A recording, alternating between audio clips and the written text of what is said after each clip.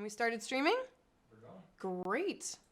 Well, welcome everyone. I'm so glad you're here. Hello, hello. I see some familiar faces. Some people I saw on Tuesday are back today. I see Lorenzo smiling at me. Hello, Lorenzo. This is great. I see Becky and Sigrid and Greg. We've got a new friend Tina and a new friend Carl. We're going to do some awesome learning here today. And before we get too far into it, will you let the next person in? Looks like, yeah. So before we get too far into everything today, I want to go over some classroom norms because this is kind of like school, right? We're going to learn something together. But in school, when you learn things, we know how to do stuff. Like when you have a question or when you want to participate, show me what you do in school. When you have a question or you want to participate, great. You raise your hand. Exactly. But here in Zoom school, Lorenzo knows how to do it. Here in Zoom school, I can't see it when you raise your hand very well. So what I'm going to need you to do is put your hand right in front of the camera and wiggle it back and forth. Everybody show me what it looks like when you raise your hand. Yes, perfect. Great. So that lets me know that you have a question. Yes, very good. Or that you have something you want to contribute, right? If we don't see your hand raised, though, you can always type something in the chat window as well. Also, here on Zoom School, if you really like something that somebody else does in class, normally you'd be like, cool, dude, that looks great. I really like your project. You'd say it with your words, but you're often going to be muted during this. So show me what it might look like if you like something that you see here. What would you do on your video screen? How would you show me without words? Yeah, you could do thumbs up. You could do like, love it. You could go, yeah. I see Greg is giving it a round of applause. That's good too. You could use sign language. Nice, Sigrid. You could use sign language and show like that. Yeah. So what if you get frustrated while we're making stuff today? Show me what your frustrated face looks like. Does your frustrated face look like this? Does your frustrated face look like you? Oh, yeah, that's a good frustrated face. And you might even just have to, you know what? You might even have to just step away for a minute, and that's okay, because we'll be here when you get back. Just don't leave the Zoom room, because we won't let you back in, because once class starts, it starts. We've put in a bunch of safety features so that nobody will come in who's not supposed to be here today. And also, like I said, you guys will be muted for the most part during today, so you have to show me with your faces what you're feeling. Although sometimes you'll be able to unmute yourself, sometimes you won't, but you know how to ask a question if you have one. And lastly, we're going to go ahead and unmute everybody because I would love to hear who's here. Now, before we unmute you, though, make sure you only say your name and your last, something really beautiful that you've seen recently. So don't tell me where you live. Don't tell me your last name. So I would say, I'm Kelsey, and I have a tulip tree outside of my apartment that is very beautiful nowadays. So we're going to unmute everybody. And tell me your name and something beautiful you've seen recently. Who wants to go first? Raise your hand and show me. Who wants to go first? Wait, how do you raise your hand in Zoom school, Lorenzo? Yeah, very good. Okay, Lorenzo. Your name is Lorenzo. What's something beautiful you've seen recently? Today I made an Easter egg. Yeah? Out of a real egg? What? Did you make it out of a real egg? No, I colored it on a picture. I am going to. Oh, you practiced and put it on a picture, but you are going to dye eggs? You're going to do some egg dyeing and make a real Easter egg? That's pretty cool. That's awesome. Who else wants to introduce themselves with their name and something beautiful they've seen recently? Raise your hand like this if you want to introduce yourself. Can I call on people? How about Tina? Would you want to share with us your name and something beautiful you've seen recently? Tina, and the neighbor next door has these beautiful daffodils coming in. I love that. It's nice that it's springtime. It's nice that spring is happening and that in some cases we actually have more time to go out and see it. Let's maybe have one more friend introduce themselves. Anybody else in class want to introduce themselves today? Sigrid, go for it, Sigrid. My name is Sigrid, and I painted an Easter egg today. Nice. Was it a flat one? Was it an actual egg? How we do it is different. We poke holes in both sides and blow the egg out. Weird. I love it. And then you can paint the egg, but it's hollow, so. Oh. That is really cool. I love that way of painting eggs. I haven't done that before. That's really cool. Well, I now want to, since we're doing introductions, I want to introduce someone else who is our special guest today. So our special guest name is Cecilia Hillway, and we're actually going to show, even the people on Facebook, we're going to show you Cecilia. And so Cecilia is this amazing artist and maker out in California. So Cecilia, do you want to tell us a little bit about yourself? Oh, in Washington now. I forgot you moved in Washington. Do you want to tell us a little bit about yourself? Sure. I love making stuff. I love making robots. I love making art. It's my passion. It makes me happy. Is making stuff. I've worked at several different elementary schools. Right now, I'm working at a library. Well, I'm gonna pause because of situations, but Sure. But I enjoy just looking at what other people do, whether it's picture books or with the students, what they make inspires me. That's I great. make my own. Yeah. And we met because I was out, you were in California at the time, and we met because I was in LA, and you came to a couple of different workshops I did, and you made the most fabulous, funny little robots I think I've ever seen. She made a Darth Vader and a Luke having a lightsaber fight with straws and motors and lights. It was so funny. And you just did it while we sat down and drank smoothies together. It was wonderful. It was really fun. All right. So let me show you what we're going to be doing today during our class. So I'm going to show you a little example of the kind of project that we are going to be making. So we're going to be doing the Moving Masterpieces project today, which, credit where it's due, Miss Jane Sweet is a teacher just outside Pittsburgh here, I believe in South Allegheny. She's an amazing art teacher, and she invented this project as a way to help her students engage with famous works of art through coding, computer science, and robotics. So this is the version that we're going to do today without robotics, and then we're going to do another version with robotics. So see what happens when I move this tab back and forth? Her eyes move back and forth. We got inspired by pop-up books. We were thinking about pop-up books. So we got a little bit inspired by that, but can you guys, we'll unmute everybody for a second. Can you tell what famous work of art this is supposed to be? We're going to unmute you. Ready? Here we go. We're going to unmute everybody. So raise your hand and tell me if you know what famous work of art this is. Does anybody know? Carl Smith. Do you want to make sure you're unmuted and tell us? Ooh, excuse me, just Carl. It looks like the Mona Lisa. Yeah, it's the Mona Lisa, yeah. So this is the Mona Lisa right here, and I just made a line drawing of her, and made it so that her eyes could move around a little bit. Yeah, Sigrid, do you want to say something too? I have a pop-up book here, right? Oh, that's amazing. That is a really cool pop-up book. Let's spotlight you really quick. Can we just take a look at it? It'll just be the people on Zoom who can see it, but will you open up a page and show us what something looks like? Especially, do any of the pages have a little tab like this that you can pull? That would be really cool. There's a lot of those pages. There's a lot of those? Oh, wow. There's like a world map, and then, let's see, like there. Yeah. Oh, awesome. That's awesome. So that tab on her pop-up book, when she pulls the tab, it makes something flap out a little bit, which is really, really cool. So we're going to do that same. Like in between the pages. And it all happens in between the pages, exactly. So we're going to use pop-up books as an inspiration to bring a famous work of art to life. So I'm going to give you the supplies that you're going to need. They're really simple supplies to make a project like this. Just some paper, maybe 2 pieces of paper or just one, either one. Paper, marker, scissors, tape. Super, super easy. So that's going to be kind of our, and while you guys go grab those things so that you can make along with us, paper, marker, scissors, tape, really easy, I'm going to flip this over to the back so you can see how it's made. So you can see that's where I drew the eyes. It's kind of convenient that permanent marker bleeds through.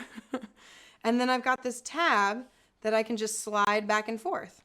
So I made these other 2 just strips of paper to hold the tab in place, and then I put the tape right up to the edge of where my tab was going to be so that it makes a little like track for it to run through. So it can't go up and it can't go down. It stays on this little track, and that's what makes the eyes move back and forth as I move this piece of paper back and forth, like so.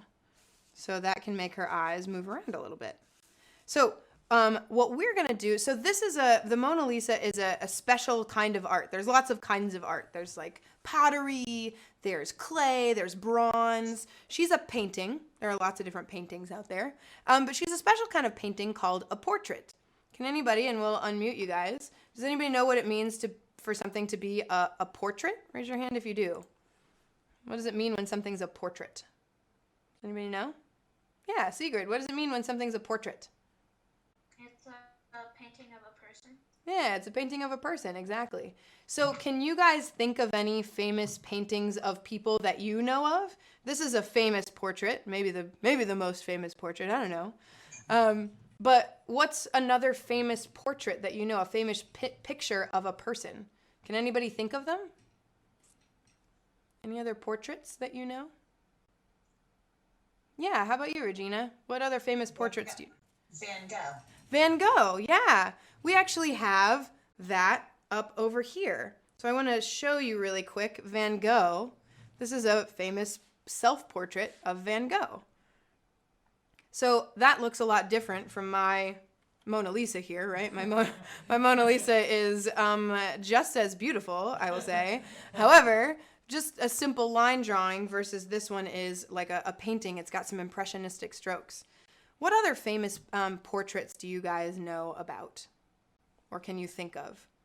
Any famous pictures of people? You could describe it too if you don't know the name of the artist or the name of the portrait. Do you guys know any other famous portraits? I see Lorenzo knows one. Let me see if I can unmute you, Lorenzo. You've actually got to unmute yourself. So can you unmute yourself? There you go. What famous pictures of people do you know? I don't know one. You don't know one. How about anybody else? Can you think of any other famous portraits that you know of? If we could get one more, that would be a great one. How about Carl down there in the corner? What famous pictures of people do you know? Obama, the president, had a very nice portrait painted of himself in front of a green bush that was really striking. Yeah, I haven't seen that one before, but it's a painting and he's standing in front of some greenery. That's cool. Yeah, there's always like a famous portrait of a president. Every president gets a famous portrait done of them when they're in office too. Well, what I want you guys to do now is I'm going to come back over here and show a couple different portraits that we have that Cecilia thought of for us to take a look at. And so you can pick one of these, or if you've got another portrait in your head, we're going to take about 5 or 10 minutes for you to just draw out your portrait on your piece of paper. So on one piece of paper, draw a portrait. What you'll want to keep in mind is you want to make sure that the eye holes on your portrait are kind of big, because we're all going to make moving eyes today. So on your portrait that you draw it like a simple line drawing. Doesn't have to be beautiful. This is really just a prototype for you to go and make a better version of this after class is done, okay? So draw out your portrait. Again, you'll have about 10 minutes to draw it out on your piece of paper, but make sure that the eye holes are kind of big, because that will make things easier. So Cecilia, if you wouldn't mind just telling us a little bit about these portraits that you found for us. So Frida Kahlo is a Mexican painter. Mm-hmm. She's very well known for doing self-portraits. And a recurring thing you're going to see in some of these portraits is that the expression usually is very neutral in portraits. And after a while, I'm going to ask you why you think that is. So let's go to the next one. Yeah, what does neutral mean? When you say someone has a neutral expression, what does that mean? So when I think of a neutral expression, it's an expression that doesn't really say much about what's going on. Like they're not mad, like their eyebrows are not like furrowed, their mouths are usually not that expressive. Like this one from Van Gogh, you can really think of a lot of things that you imagine the expression he has might be, but it's helpful to know the background of this painting to know more of the expression, but a lot of it is expressed through color as well. Let's go to the next one. Yeah. A lot of these are self-portraits. The artists overall like doing self-portraits because it's a good study to see. It showcases your style. Because it's how you're seeing yourself at the time with your abilities at the time. Picasso is very well known for doing all sorts of styles because sometimes he would make very realistic things, and then I don't know if you remember Picasso's known for very strange paintings sometimes, like eyes not lining up. Yeah. And it's because he evolved his style. So if a lot of the paintings, especially the older ones, you see the expressions of people are, like I said, it's very neutral. But imagine, like, if you're sitting down to have a portrait done of yourself, or you're painting your own portrait. Like, if you're sitting for a while, the paintings take a long time. They're not gonna take the 10 minutes we're spending to make a portrait. Yeah. They take hours, so it's really hard to like keep your expression if you want, like, you know. Yeah, that's true. Photographs, so like we can like. I remember. Expressive faces. I remember learning about that. Yourself. I remember learning about that when I was learning about in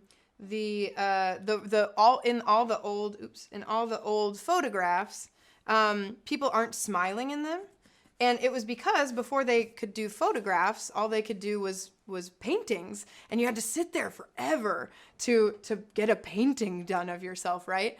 And so people were only used to sitting for paintings, and so they thought people who smiled in paintings or people who smiled in photographs were just totally crazy.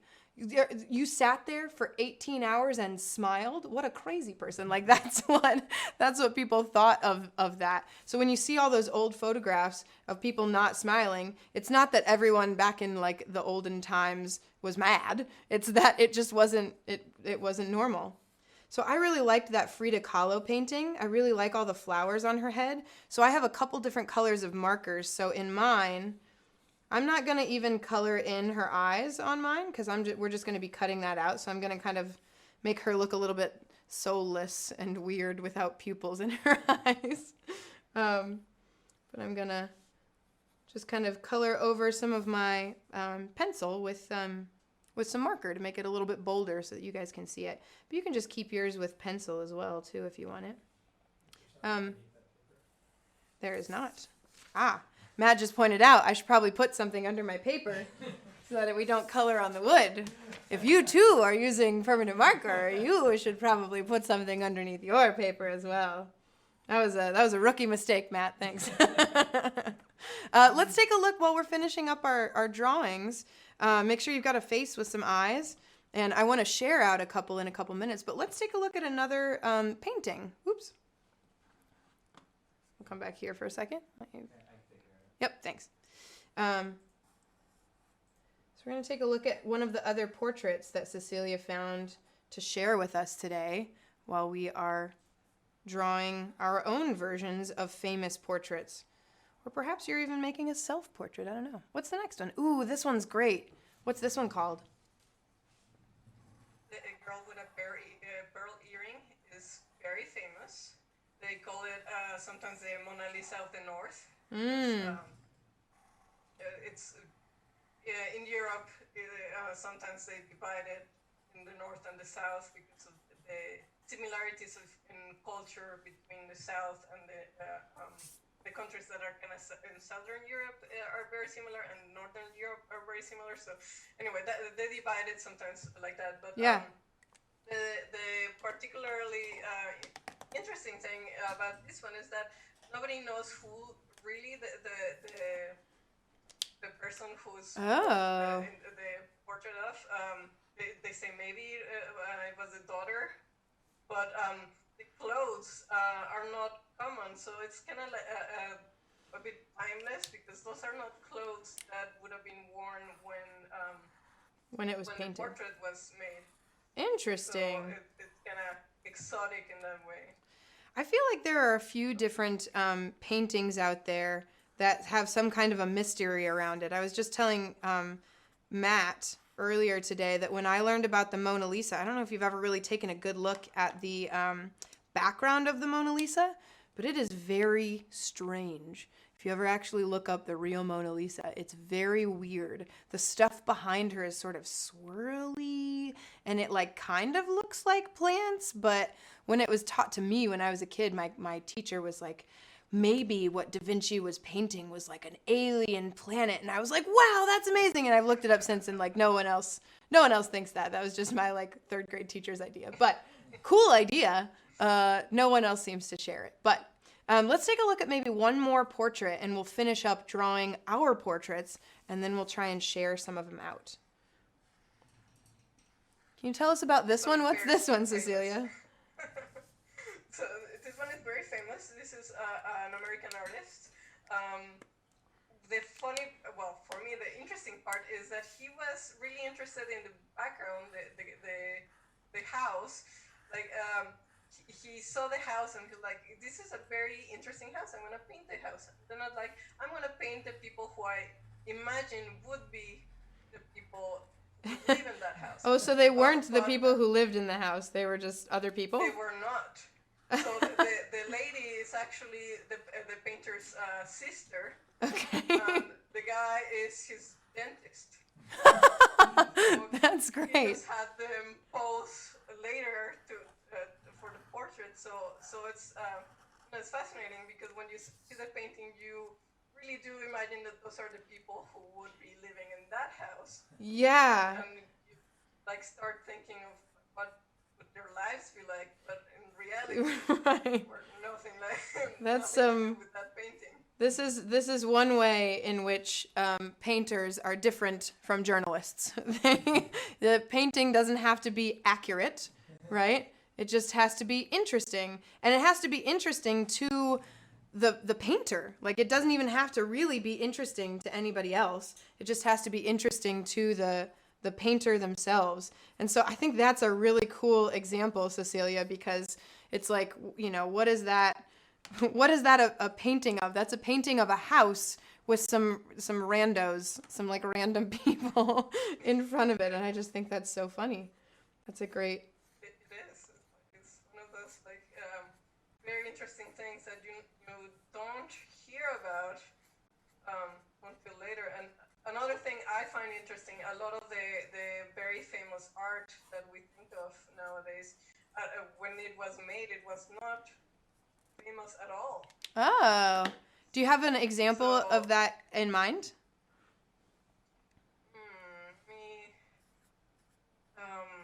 That's a tough question. There's several of those that I Yeah. think of, but some are pretty.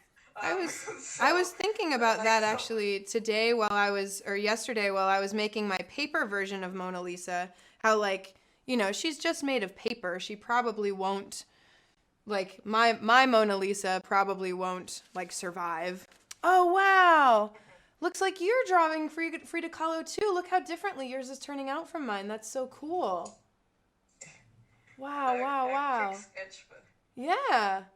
That's so great. But to me, one of the very interesting things about this painting by Frida Kahlo is you have the monkey on the other side and then a cat on the other. The cat is like I drew really fast, but for me the monkey is like super fascinating. That's awesome. Frida Kahlo had a very interesting life because she was in an accident and she was in pain most of her life. Oh wow. Like a lot of pain. So she found like refuge in art. So she would like express her feelings through art, and she would. So a lot of the paintings she has like paint expression. Or there's like in the one we're making, if you actually see the painting, she has like a necklace with thorns and blood. Oh wow. So, yeah. So it was her way of expressing things, and the monkeys. A lot of people have different theories of what the monkeys represent, but that's interesting. Let's go back and take a look at that painting. If we can come spotlight. We're there. Oh, we are? Is it spotlit? Okay. There we go. So we'll take a look at this painting again. So this painting is just like, I honestly didn't even notice the monkey back there on the first one. I noticed her like, flowers and things in her hair. But in this one, she actually doesn't even have flowers in her hair. She has some butterflies and maybe a scarf or something up there. There are some dragonflies. There's a cat. Yeah. This is a really interesting painting. The more you look at it, the more interesting it gets, I think. So I'd love to see what some of your portraits are turning out like, my friends. So I'll show you mine. Here's my Frida Kahlo. It's a little bit less accurate than Cecilia's, but again, portraiture, the art of making portraits is not about being accurate. It's about expressing something that's interesting to you. The thing that I really love about Frida Kahlo's things are those flower crowns that she's always wearing. So I made the flowers really prominent on her. But now the next thing to do is to cut out the eyes of your portrait so that it's got holes there. But does anybody else want to show theirs off? If you do, hold it up to the camera. I'd love to see it. Yeah. And let's unmute you, Tina, because I'd love to hear about the portrait that you drew. You can unmute yourself now, actually. You want to? Yeah. I don't know. I just drew a person. Yeah. That's great. You can make stuff up right now, but do you have anything you want to tell us about this person? Is this a happy person? Is this an important person? What do you think about this person? One of my students, I think, just thinking of them being Yeah. trapped in our house. Yeah. It was easy, you know what I mean? So Yeah. I don't have to draw it first. Sure. I love that you drew a portrait of someone who's on your mind, which is your students. That's wonderful. How about let's go up to Lorenzo and let's see what you drew, Lorenzo. Let's check it out. Ooh, yeah. I think I know which painting that one is, but will you tell us? Will you unmute yourself and tell us about which one you drew? Pablo Picasso. Pablo Picasso. That is really great. Just snaps for Pablo. That's amazing. That looks so wonderful. Can you tell us, what do you think in your self-portrait, or not self-portrait, in your portrait, based on Picasso's? What do you think he's thinking about? What do you think? You can make it up. There's no wrong answers. What do you think? Does he look excited and happy? Is he thinking serious? What do you think? He's thinking serious. He's thinking serious thoughts. That sounds like Picasso to me. I like that. Does anybody else want to show off their portrait? I'd love to maybe take a look at one more if anybody's got one. Doesn't have to be quite done yet. I haven't finished cutting the eye holes out of mine yet. Anybody else want to show theirs off? Let's check in on Cecilia's. I think she's got her the eye holes cut out. We're going to take a look at you, Cecilia. Oh my goodness. That's awesome. That looks great. Look at those eyes starting to look around. I got to catch up. I'm behind. I got really into looking at everybody else's art and forgot to finish mine. Does that ever happen to any of you guys? You get caught up looking at somebody else's work and you forget to make your own sometimes. That's like a metaphor for something, probably. That's beautiful, Cecilia. All right. Anybody else have a portrait that they want to show off? I'm cutting the eye holes out of mine now. Actually, can we come back to my video, Matt? The top down? All right. So if we come to the top down shot here, for those of you following along at home, once you have your portrait drawn, sometimes I think this is the hardest part of making art, is like, okay, I have something and I like how it looks, and now I have to do a little something to destroy it. And like that, that is really nerve-wracking. Things like cutting feels pretty permanent, So I'm just going in, and once I get this eye cut out, I'll show you kind of how I cut in the middle. I need to not cut my finger. Doop, there we go. So I cut that eye hole out. And now the way to cut into something, you saw Cecilia do one way, which is that if you have a blade, you can go in and you can cut with a blade like that. If you've got a blade and a cutting mat, because you don't want to cut your dining room table. But if you've just got scissors like this, a good way to do it is to just kind of like bend your paper in half. You can kind of use you can pinch right in the middle of whatever it is you want to cut out. You can pinch it like that with your fingers, and then you can do just a little itty bitty snip. See how I've got a little hole started there? And that is where I can put the blade of my scissors in there and cut out. All right, well, I'm finishing cutting out this eye here. Can we go back to the portraits? I think there's maybe a couple more on there, and I'd love to hear maybe about one more portrait while we're finishing cutting out our eyes, which sounds crazy, but well, we're finishing cutting out our portrait eyes. Can you tell us about, there was the girl with the period. Oh, this one's cool. What's this one, Cecilia? Looks like it's by someone named Modigliani. And Cecilia, are you still there? Can you tell us about Modigliani or these? That's okay. I think Cecilia was getting into her art. He was Italian, but he worked mainly in France.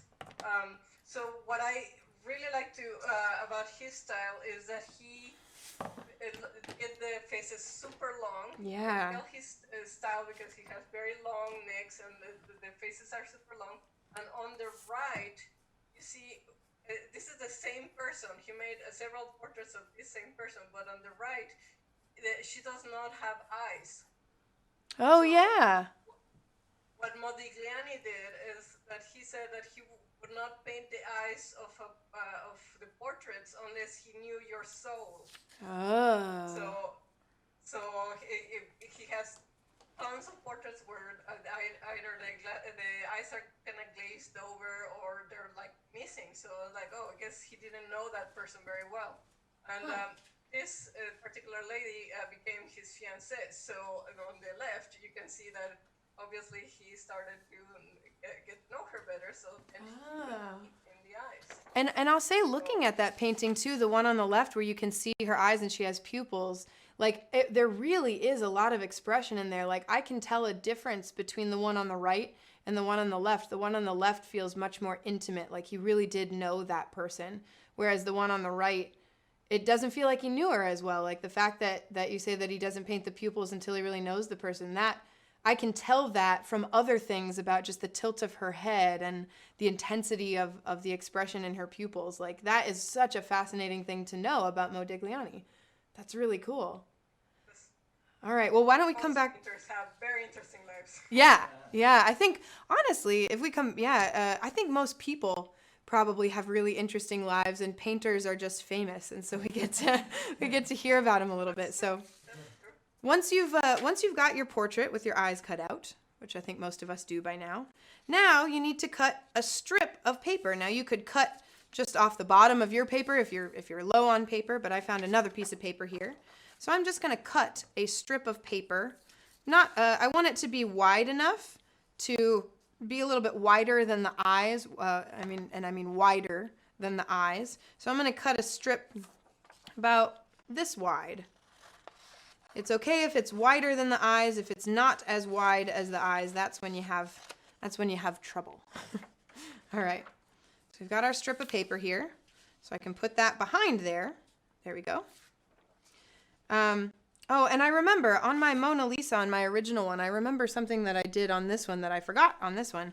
I cut a strip of paper that was longer than my piece of paper so that I could pull it a little bit more easily. But I didn't do that on this one, and that's okay. I will just have to use my fingers behind it to pull it one way or the other, which is fine too. So once you've got your strip of paper, you'll place it behind the eyes like so.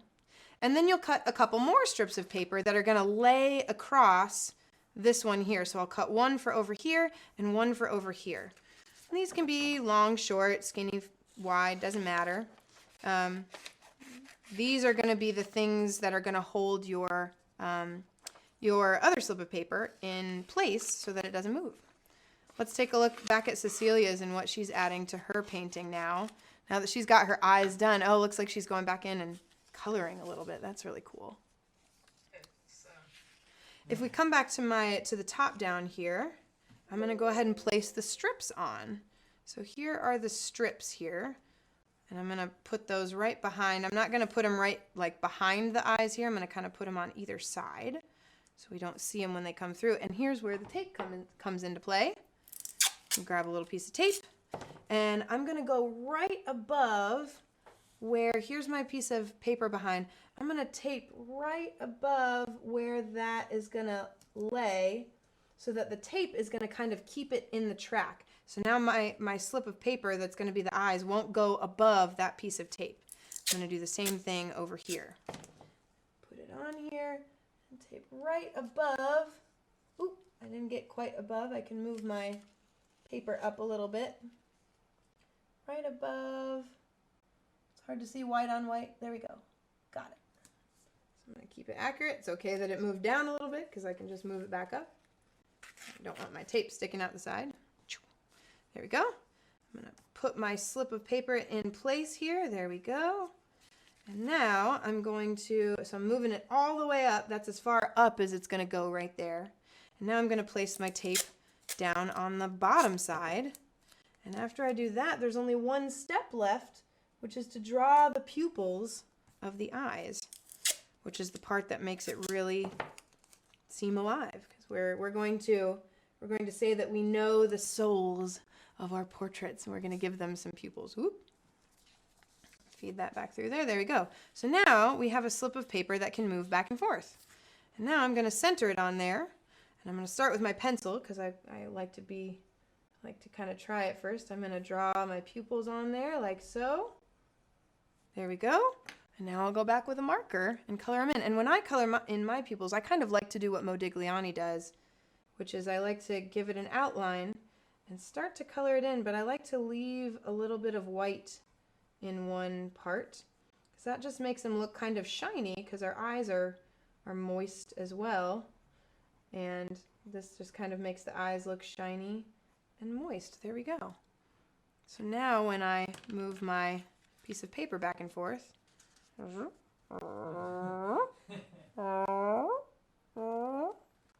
she's looking around. Oh my gosh, this is just so satisfying. Now when you get your eyes drawn on, make sure to hold them up because I would love to see what you made. Does anybody have theirs done yet? Let's go to Cecilia's. Let's take a look at hers. Oh, there we go. Yeah. Oh my gosh, Regina, that looks great. Oh, hooray. That looks wonderful. Do you want to tell us a little bit about this portrait? We'll unmute you because I'd love to just hear if you've got, is this you? Is it someone else? Who's it a portrait of? You could say girl in pink. I am a terrible artist, so listen, I'm going to stop you right there. Not in my class. Everyone is a great artist in my class. You saw Picasso's painting. It was very simple. You are a line artist, right? Like you are a great artist. I love your portrait. Will you hold it up again? Sure. I copied your nose because to me the nose is the hardest part. Me too. Me too. I was looking at a picture in my friend's house the other day. They were video chatting with me, and I saw a picture where they had drawn the nose like that, and I was like, yep, that's how I'm doing noses from now on, because that's easy. Yeah, that looks so great, Regina. Congratulations. Nice job. Who else has one? Say again? Could I interject? Oh, yes, please, Cecilia. Absolutely. I just want to make a comment about the noses. Yeah.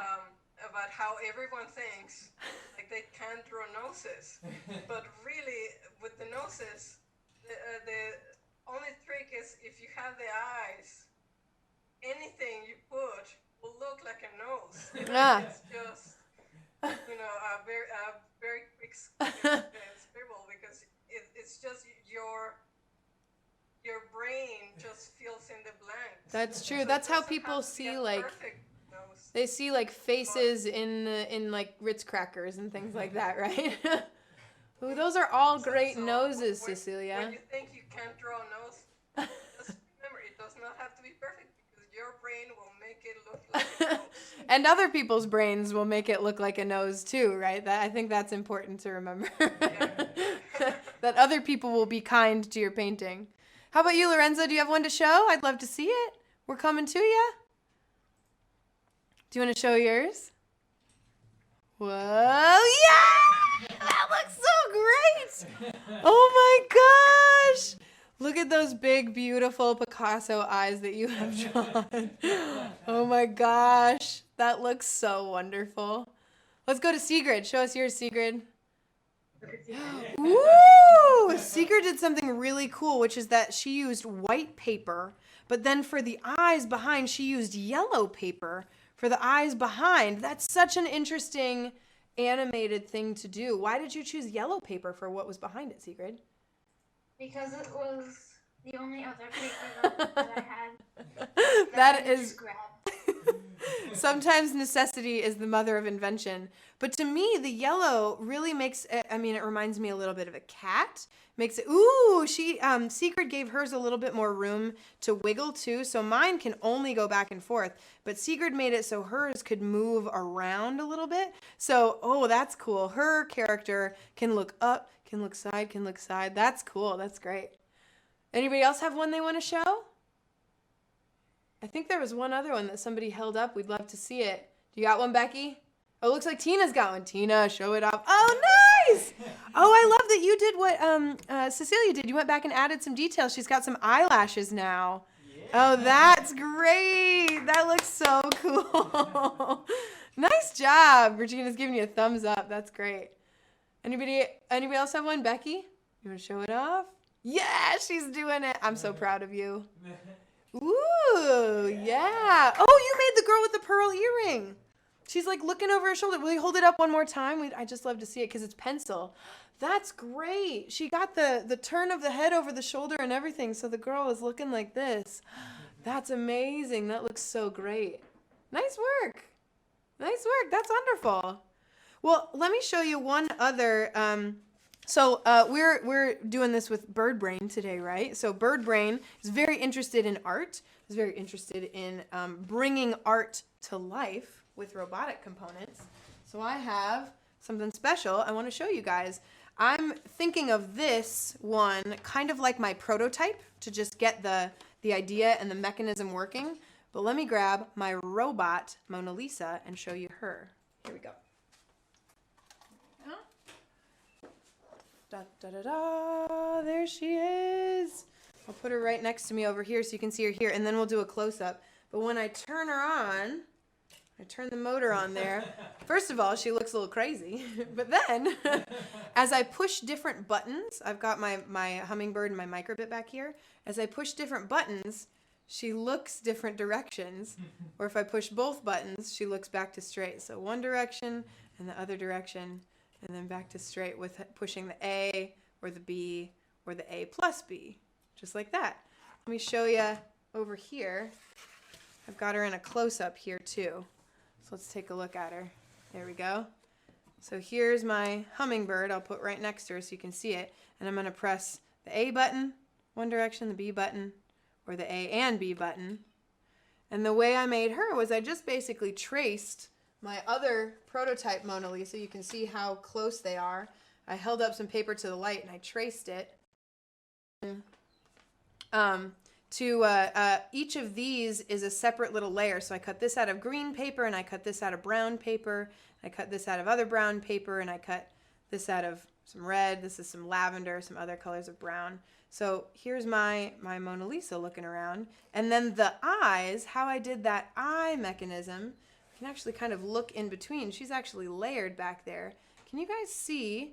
I've got some spacers down here and up here to hold the paper away from it a little bit, because back here, this layer, this little piece of cardboard right here, that is a cylinder, or not a cylinder, it's a circle that is turning slightly, and the eyeballs are drawn on that circle back there. I can turn it, yeah, a little bit more. So you can see there's a motor.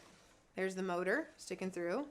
And the motor is turning a little bit, and every time the motor turns, that is what is turning her eyes, like so. So she's looking back and forth, or looking, if I press both of them together, straight forward again.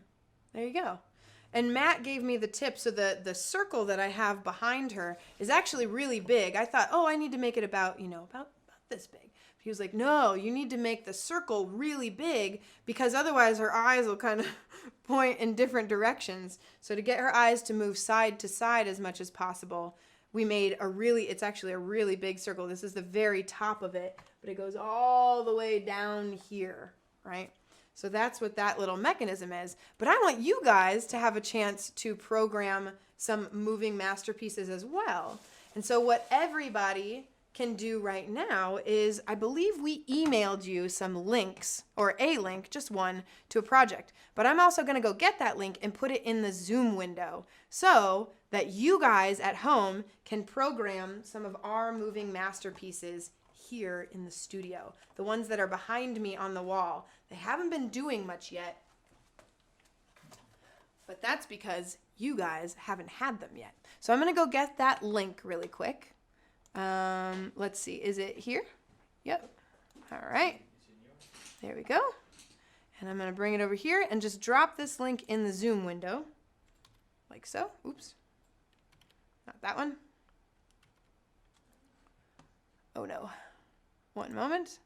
Bring my video back. Here we go. Control V, not Alt V. Alt V turns off your video, in case you're wondering at home. So you can copy that link, and what you're going to need to do is you're going to need to open it so that you can, and you're going to need to resize your windows a little bit, those of you on Zoom who have that link. You're going to need to open it and then resize your windows so that you can see Zoom and you can see your code. It's going to look a little bit like, one moment.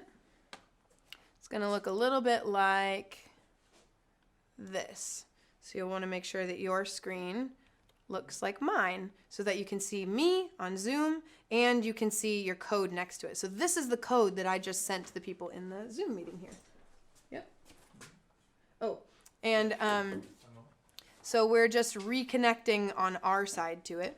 But this code, it's using a program called NetsBlocks. And for those of you seeing us on Facebook, Dr. Tom Lowers is the one who figured out how to do this remote coding thing. But there we go. Some things are starting to move. Did somebody connect at home? Raise your hand if you connected to this project at your house. If you are connected, then, oh, I think, did you do it, Lorenzo? Maybe. Somebody did. How you'll know you're connected is that you will have, in the, to connect to the project, I'm going to make this a little smaller so that we can see the whole screen here. In this window right here, it'll say, if you push the C key on your keyboard, it will say connected. So I'm going to unmute everybody for just a second. Sorry, say again, Matt? Only one person. Only one person can connect at a time, just so you know. Someone is connected. Somebody is connected. I'm not sure who it is. If you look at your screen and it says, it's Lorenzo. Lorenzo says, it's me. You're doing it. Okay, so in that code, press the space bar. Let's see what happens. I'll get out of the way. What happens when you press the space bar? Oh, the thinker. The thinker thinks. Right there. It's a little servo motor that comes up and then a light bulb comes on. Press the up arrow key and see what happens then. Oh, there we go. Our Degas inspired painting over here. There she is. Every time you press the up arrow, she does a little hop. Oh. And every time you press, I think you can press the right and press the left arrow. That'll make it spin the other way. Yeah, that's the left arrow. And then press the down arrow and that will stop that painting. There you go. Lorenzo, you are coding. That is amazing. You are doing it. Can we all get a round of applause for Lorenzo? Very nice, Lorenzo. Very nice. Great job. Great job. So, Lorenzo, can we try to give somebody else a turn to see if they can do it? He's having so much fun. You guys can't see his face, but it is a giant beaming smile. I'm so proud of you. Good job, Mr. Guy. This is great. Okay, so who else wants to take a turn coding some of our moving masterpieces? Raise your hand. Let me know. Sigrid? Let's do it, Sigrid. All right, so we're going to disconnect Lorenzo. So we're going to disconnect from him so that this one behind me, it might spin for, there we go. So it's disconnected. So now you hit C on yours, Sigrid. And are you unmuted? Can we hear you? Try to say hello. Okay, good. All right, so did you hit the C key? And It still says servo in use. It says servo in use. It's not connected yet. It's not connected on our end yet. Hit the red stop sign. So on your screen, click the red stop sign in the upper right-hand corner. Try that. It's in the upper right-hand corner. If I go over here, or I'll do this one. It's in the upper right-hand corner, right up here. This red stop sign here. Can you see it? I might need to resize just a little bit. There we go. That red stop sign. So click that, and then try to click the C key again, and then tell me if that little arrow says connected. Yep, I'm connected. Yep, we can tell you're connected. All right, try hitting the space bar. Let's see what happens. Oh, the thinker. He had a thought. So if you look at that code, it's got a servo motor that goes up. And then do you see the other block that's in there too? Oh, you got Basquiat going? There we go. Very nice. So you must have hit one of the arrow keys. Hit another arrow key and see what happens. Try to hit, yeah, you made it go the other way. Now hit the down arrow key and that'll stop it. Yeah. Now hit the up arrow key and see what she does. Oh, there you go. Do it again, hit up. She does a nice little hop there. That is awesome. Can we get a round of applause for Sigrid? Yeah, that's amazing. Does anybody want to, we have time for one more person to take a turn trying to code it from wherever you are. Does anybody else want to try? Do you want to try, Tina? Oh, Stacy. How about you, Stacy? All right. It's okay. Let Tina do it. It's all right. You'd raised your hand. I just called on Tina for somebody to call on, but you raised your hand. So, all right, Well, Stacy. My students are on spring break this week, but next week I'm going to try to see if I can get. I have a lot of students that are as engaged as Sigrid and the other students that are joining your classes on Tuesdays and Thursdays. Yeah. So I have several students that would totally interact like this. So wonderful. It's okay for them to just join the Zoom meeting, right? Yeah, they can. And we don't broadcast Exactly. We don't broadcast anybody else's video other than us. And if we have a featured friend like Cecilia, we'll do hers. But everybody else, you can just hear their voices, and we don't say any last names or anything. So yeah. So okay, are you? My students join in. They don't mind being. Their parents don't mind them being videotaped at that point, but still, that's sure. Good to know. Yeah. Yep. So I hit C to connect. Yep. I think. Then. Oh, there we go. I'm connected. Looks like you're connected. All right. Hit the space bar. See what happens. Oh, you hit the up arrow because our ballerina went. Yay. That's great. So if you push up and down. Oh, cool. Okay, I get it. Okay, and then the down arrow. So the up arrow controls the ballerina, but the right, left, and down arrows actually control Basquiat back here, the dinosaur. So hit the right and left arrows and see what they do. Oh yeah, I can see it. Yeah. I can see his. I can see his crown and. Yep. And the down arrow will. There you go. The space bar. Oh, I remember the space bar was the thinker. Yeah, you'll need to stop. There you go. There we go. So the thinker's light bulb spun and turned on? Yeah. Got it. And you can see that. Can we go side by side with the code? Because you can see it in this shot. Yeah. So the code there, I know you're trying to do that before, Matt, sorry. If we scroll down, you can see that space key one, Hummingbird position servo, is that 3? Right. It's on there. Is that 0? Right. We wait, and then the LED goes turns on. We wait, the LED turns off, and then it goes back down. So it starts down, and then when you hit the space bar, can you hit it again? Yep. Got it. Yeah. Now it's not all. Yeah, that's cool. Exactly. And Exactly. they're used to programming. They're used to programming like this with Scratch and Snap, so this will be fun. Yeah. Thank you. Yeah. This code is this code is it's run with a. This is a research project, I believe. Tom will correct me if I'm wrong, but I believe it's a research project that he kind of found out that some people were doing and saw the potential for it to be a remote coding thing. So he's been working on this. And so that's actually a really good segue. Will you hit the down key, the down arrow, Stacy? Yeah. All right, Does that nice. disconnect me then? Nope, that just stopped Basquiat from behind me. So you're still connected. To disconnect, you can hit X. That will get you disconnected. But we've just got a couple minutes left in our hour, so I want to make sure to tell you guys what you can do next, whether you're here on Zoom with me or whether you're tuning in on one of our Facebook Live or YouTube streams. So I want this, what you guys made here in class, I want this to just be your prototype. the thing that you make, but that you go back and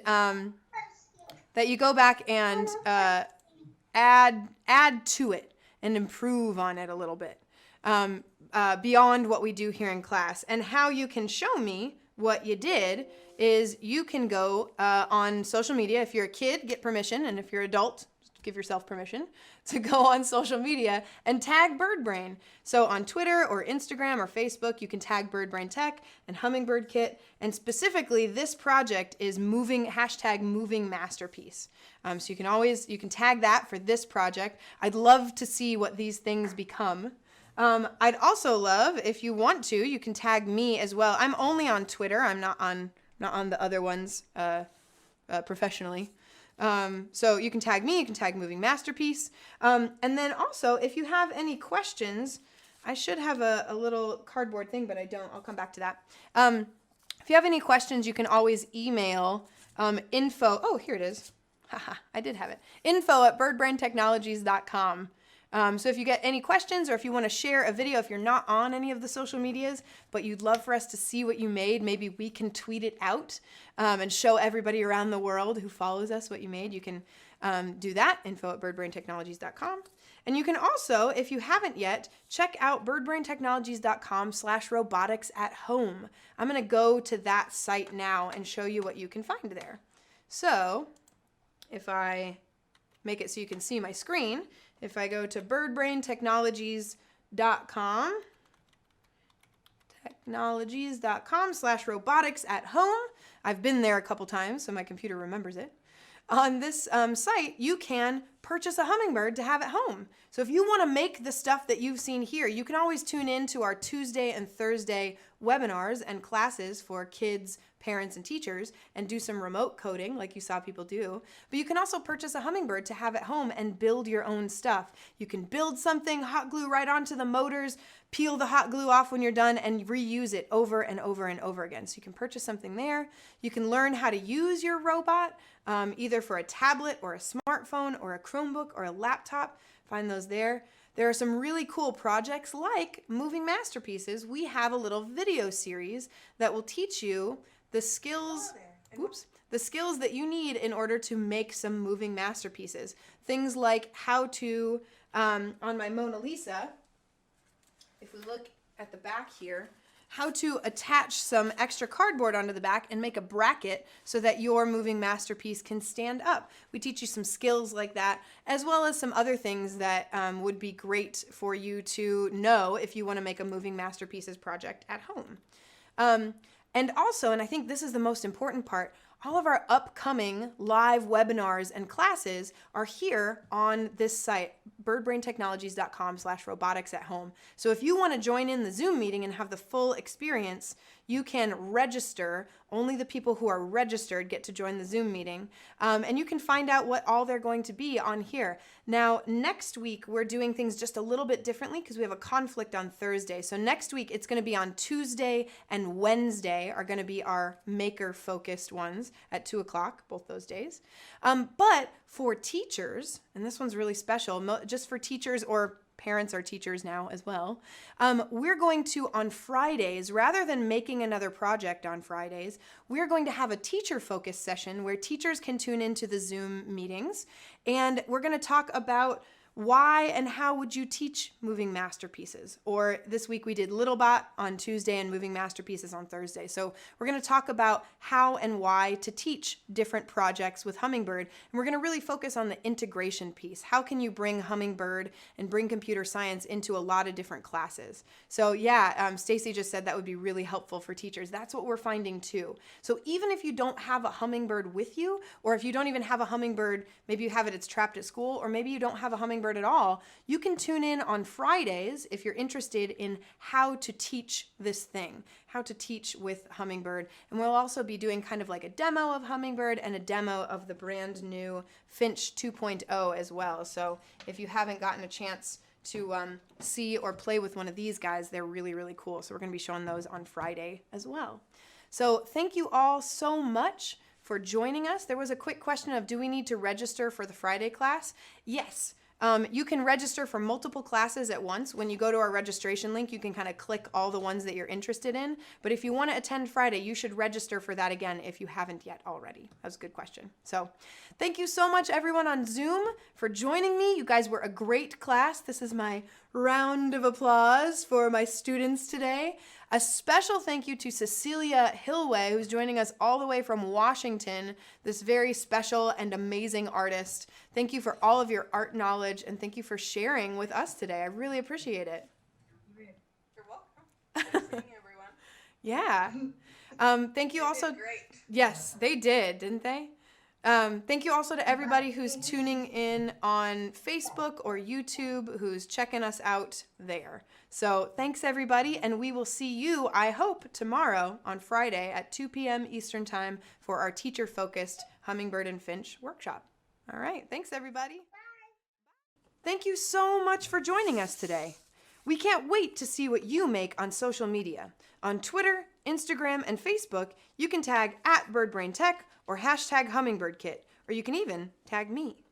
If you have any questions, be sure to email us, info@birdbraintechnologies.com. We can answer questions about purchasing, about learning, about teaching, and about professional development.